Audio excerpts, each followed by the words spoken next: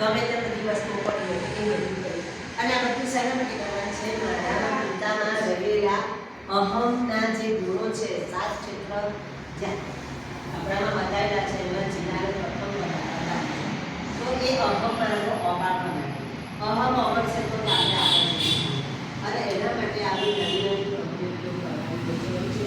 એટલે જીનારે શુદ્ધિકરણની વાત કરી, ઉપાશે શુદ્ધિકરણની વાત કરી, લક્ષ્મીદેવીનું ઉદાહરણ બધાને ખબર છે ને? સારું, આપણે ટાઈમ હશે તો કરીશું લક્ષ્મીદેવી. ટાઈમ બધા મોડા આવે છે ને એટલે આપણે પછી ટાઈમ હશે તો લક્ષ્મીદેવીની વાત કરીશું. બસ એમાં પણ એવું છે કે લક્ષ્મીદેવી એ શ્રાદ્ધ કરે છે અને ત્યાંથી ત્યાં આપણને લઈ જાય છે એમના શ્રાવકને અને એમના શ્રાવક એટલા ઊંચા સુધી પહોંચે છે અને એને કારણે આપણને કુમારપાળ મહારાજા અને કયા સદી આપણને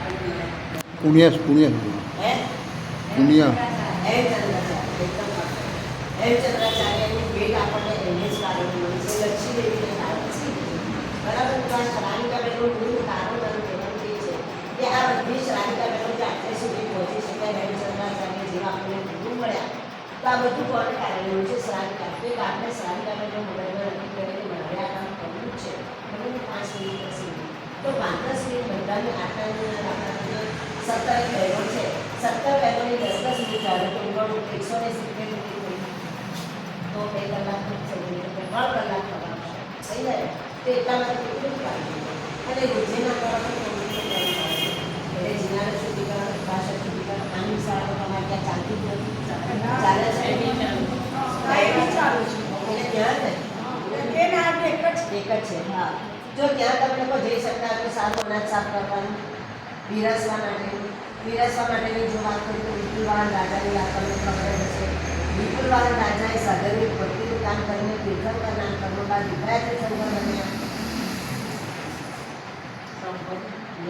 સંભાવના ત્રીજા સંભાવના ભગવાન એમણે શું કર્યું? વિપુલવાહન રાજાએ સાધર્મિક અને સાધર્મિક ભક્તિ કરીને તીર્થંકર નામ કર્મ બાંધ્યું છે.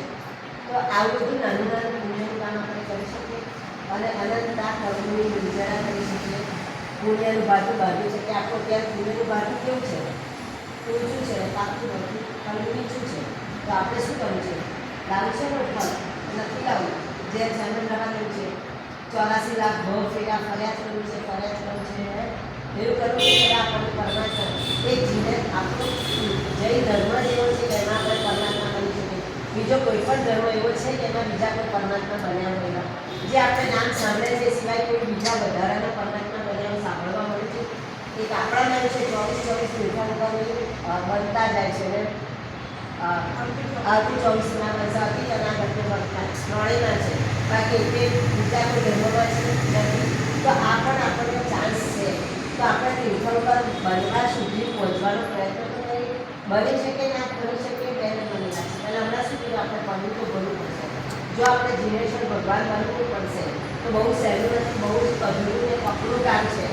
પણ એ અઘરું ને કપડું કામ તો છે, પણ તો પરીક્ષા પણ કરવાની છે. પાસ થવું ના થવું એ આપણું વાત છે. પાસ થવું હોય તો મહેનત કરવી પડે, ના થવું હોય તો કંઈ આજે તો લગભગ બધું છે કામ બધા. તો જીનારે શુદ્ધિકરણની વાત કરી, ભાષા શુદ્ધિકરણ કરી. આમે શાળામાં જો અનાજ કરિયાણું ને વાસણ સાફ કરવા જવાની શરૂઆતમાં જ્યારે 12 મહિનાનું ચાલતું એટલે દરરોજ તો વાસણ સાફ કરવાનું થતા, પણ પીરસવાનું કામ કરીએ તો એ પણ આપણને ઘણું લાભ થતા છે. તો સાધર્મિક ભક્તિ એમાં આપણે 1 રૂપિયાનો ખર્ચો કરવાનો છે, અનાજ કરિયાણું લાવવાનું છે, સાફ કરવાનું છે, નથી કરવા વાસણ ધોવાના છે, રસોઈ બનાવવાનું કશું જ નથી કરવાનું અને છતાંય આપણે લાભ મેળવવાનો છે. તો આ લાભ આપણે આમિલ કરવા ગયા તો 10 મિનિટ પીરસા આપણાથી પીરસા ને 5 રોજે ના પીરસા આપણને જ્યારે ટાઈમ હોય. હવે આમિલની ઓળી આવે છે, યાદ રાખજો એ આમિલ બેને કહ્યું હતું ચલો આજે 10 મિનિટ પીરસીએ. તો એ કોને લાગશે? તમને લોકોને લાગશે જો હું પીરસીશ તો બહુ સરસ.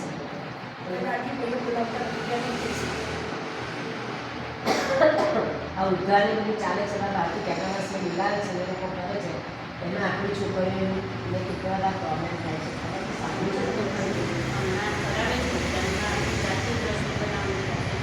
બહુ સરસ, સારી વાત છે. મેં તો ઘણી જગ્યાએ હોય છે કે કેટાવર્સને મિલાવે એમાં ગમે તે જ્ઞાતિના હોય, ગમે તે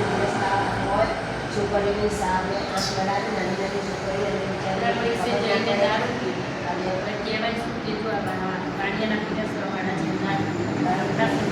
એકદમ છોકરીઓને આપણે બગાડીને નહીં ચાલે અને કંઈક નાચું ના ખબર નથી.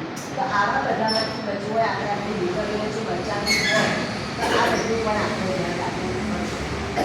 હવે આવે છે પરિવારમાં પ્રેમ વધારવા. પરિવારમાં પ્રેમ વધારવા માટે બધાના પરિવારમાં પ્રેમ છે એવું નથી. પણ ઘર હોય ભાઈઓ વાસણ ખબર ઘર હોય તો વાસણ ખબર પણ આ વાસણ પકડાવા ના હોય તો આપણે નવી નવી બાબતોનું ધ્યાન રાખવું જોઈએ. રાખવું જોઈએ બસ. તો એક સ્ટોરી ચાઉડી નામનું પક્ષી છે અને ઠંડા પ્રદેશમાં રહે છે. ઠંડા પ્રદેશમાં રહે છે પણ બહુ ઠંડી હતી એ લોકો સહન ના કરી શકે. એટલે એવું હતું કે બધા ભેગા ભેગા થઈ ગયા. એકબીજાને એવું પડે જે લોકોને લાગે કે હું સાચા તો ચલો આપણે ભેગા ભેગા થઈ ગયા આપણે એટલે જ્યારે બહુ ઠંડી પડે ત્યારે બધા ભેગા ભેગા થઈ જાય. હવે સાહુડીને છે ને કાંટા હવે કાંટા હતા ને તો એકબીજાને વાંચવા માંડે. એટલે જે લોકોને કાંટા સહન કર્યા એ લોકો જીવી ગયા અને કાંટા સહન ના થયા એ લોકો શું કર્યું બહાર નીકળી અને બહાર નીકળ્યા. તો હવે આપણા સંસારમાં પણ આવું છે. ઘર હોય તો થાય બધું પણ જો સહન કરીએ તો સરસ અને ના કરીએ તો પછી અત્યારે વિભક્ત કુટુંબો થવા માંડ્યા છે અને વિભક્ત કુટુંબોના ફાયદા કરતાં ગેરફાયદા વધારે છે. તો એને કારણે પણ ઘણા બધા પ્રોબ્લેમ થાય છે. તો આપણે થોડુંક સહન કરી અને જો કરીએ તો સારી વાત છે. બીજું આપણે કોના માટે કેવું વિચારીએ છીએ એના પર વાત છે. બીજું એક ઉદાહરણ આપ્યું. એક ભાઈ હોય છે કંટાળો આવે છે બહુ જ કંટાળો આવે છે. એમની પાસે ગાડી કોની હોય છે એટલે એમને એમ થાય છે ચાલ ને લોંગ ડ્રાઈવ પર થોડો કાંટો મારે ટ્રેનર મારે ફરાય થાય એટલે જાય છે. પણ જવું ના જવું એ કરતાં ગયા ને આપણે કંઈક વિચાર કરે ત્યાં મૂળ નથી જો જઈશું તો એક ઘણી વાર નહીં આવે કામ. તો એ ભાઈનો થાય છે બ્રિજ ઉપર પહોંચે છે બરાબર અને ત્યાં પંચર પડી જાય છે ગાડીને પંચર પડી જાય છે કે હવે હમણે આ મેસેજ સારું હવે શું કરવું અને કરતાં ના નીકળો તો સારા વાન તે પણ પછી આપણે કહેવાય છે ને કે રાણ્યા પછી ડામણ આવે એના જેવું પેલા કહીએ પછી એ ભાઈએ તો કંઈ નહીં કે સ્પેર વ્હીલ છે ને બધી કાઢવું તકલીફ પડશે પણ ગાડી તો ચાલુ કરી છે.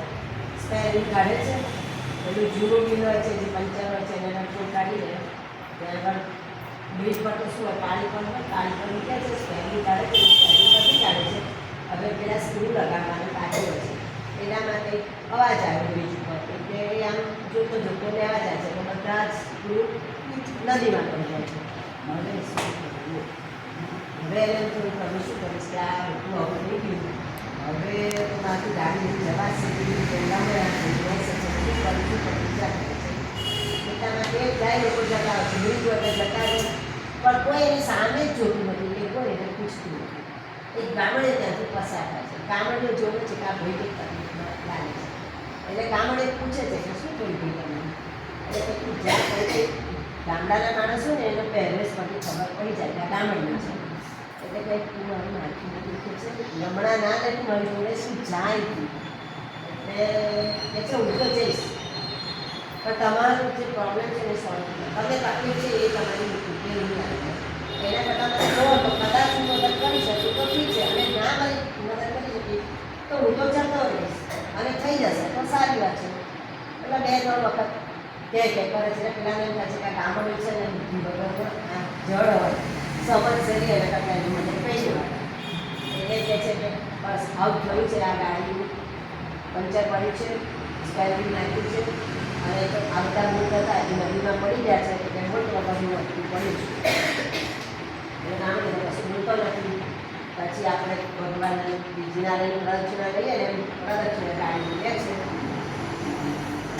પ્રદક્ષિણા લે છે પછી ગો થઈ ગયું સરસ તો કે શું થયું એટલે કે થઈ ગયું એટલે પણ શું થયું તો કે એટલે કે બાકીના 3 વ્હીલ છે ને એમાંથી એક કાઢી નાખે લગાડી દે પછી આગળ જઈને નખાઈ દે છે એટલે કે હા સારવાર મને કેટલા સુધી મળ્યું સુધી એટલે કે કંઈ નહીં એટલે નાના પણ કહો તો ખરા પેલો તો હરખમાં આવી જાય ને કંઈ કોઈ પણ પ્રોબ્લેમ એ એટલે કે ખરાબ નહીં લાગે કે વાત કરું એટલે શું એટલે કે તમે આવું થઈ ગયું એના પર જ ફોકસ કરતા હતા અને હું વિચારતો હતો કે આનું સોલ્યુશન શું છે, સમાધાન શું છે, સમાધાન શું છે, સમાધાન શું છે, એટલે મને તરત આ વિચાર આવ્યો. એટલે પરિવારમાં પણ પ્રશ્નો તો આવ્યા જ કરે ને આવવાના જ છે. પણ જો એના પ્રોબ્લેમ પર જ ફોકસ કરીશું તો આપણે સમાધાન એનું જળવાનું નથી. પણ આપણે જો પ્રશ્ન આવે છે હવે આનું સોલ્યુશન મારે કેવી રીતે લાવવું છે એ જો મગજમાં વિચાર કરીશું તરત એનો ઉકેલ આપણને મળવાનો છે. પણ નંબરે નાખી બેસી તો આપણને એનો ઉકેલ મળવાનો નથી.